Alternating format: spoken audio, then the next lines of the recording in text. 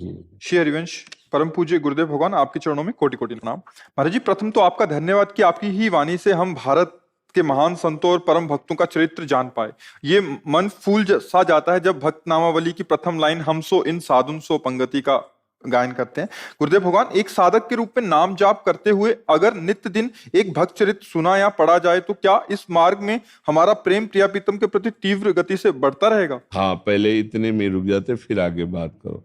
हरि को निज यस ते अधिक, भक्तन यस पर प्यार, ताते यह माला रची, करि ध्रुव कंठ सिंगार। जो भक्तन की नामावली, जो सुनि है चितलाए, ताके भक्ति बढ़े घनी, अरु हरि होई सहाय।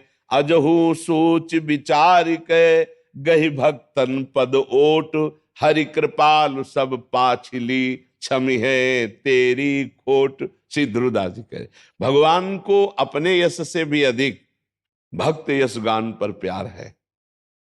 अगर भगवान के भक्तों का यश गाओगे तो भक्ति घनीभूत हो जाएगी, पोली नहीं रहेगी।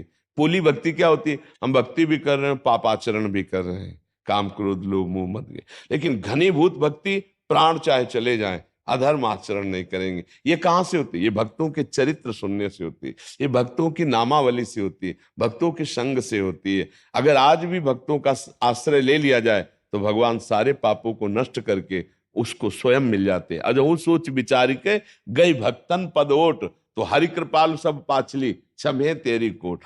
भक्त चरण धरि भाव तरत, भव सिंधु अगाथा।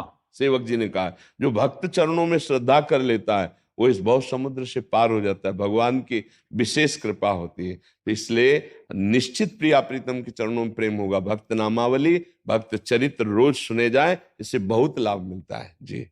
महाराज जी, और क्या इन भक्तों का कभी हमें प्रकट सानिध्य मिलेगा?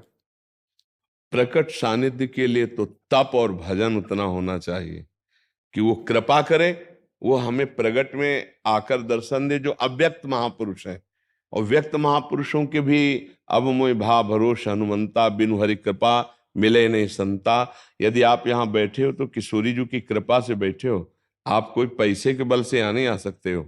श्री राधिका कृपा बिनु सबके मनन आगम में, आपके ऊपर श्री जी की कृपा हुई है, तब आप यहाँ प्रगट में संत समागम में बैठे हैं। अगर हम ऐसे ही नाम जप करते हो, ऐसे कृपा हुई, तो सिद्ध संतों के दर्शन भी होने लगते हैं। जो अव्यक्त हो चुके हैं वो महापुरुष आते हैं, वो दर्शन देते हैं, वो कृतार्थ करते हैं, तभी वो सिद्ध महापुरुष बनता है। तभी उसको भगवान के दर्शन के पहले सिद्ध महापुरुषों के दर्शन होते हैं भक्तों के, तब भगवान का साक्षात्कार होता है। जैसे देखो, देवर्षि नारद जी के दर्शन हुए पहले प्रहलाद जी को, तब वो जाकर के भगवान के दर्शन प्राप्त किए। भक्त दर्शन के से ही भगवान के दर्शन की योग्यता प्राप्त होती, सिद्ध महापुरुषों के दर्शन से। तो नाम जप करो और भगवान से मांगते रहो कि आपके लाडले भक्तों का संग मिलता रहे। भगवान से मांगते रहो।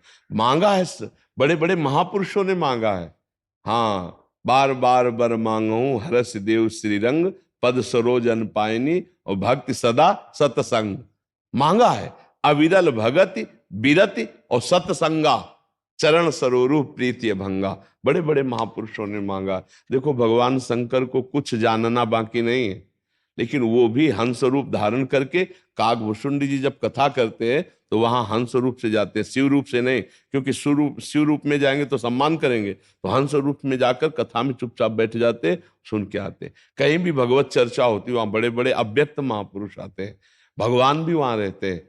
ना हम बसामी बैकुंठे योगी नाम हृदय न चमे। भगवान कहते हैं, मैं योगियों के हृदय में नहीं, बैकुंठ में। मद भक्ता यत्र गायंती तत्य तिष्ठामि नारदा। जहां मेरे भक्त नाम कीर्तन करते हैं, गुण गायन करते हैं, वहां मैं विराजमान रहता हूं। तो भगवान से याचना करते रहो कि भक्तों का संग मिलता है, व्यक्त अव्यक्त दोनों भक्तों का, जो व्यक्त है और जो अव्यक्त है, ऐसा जी।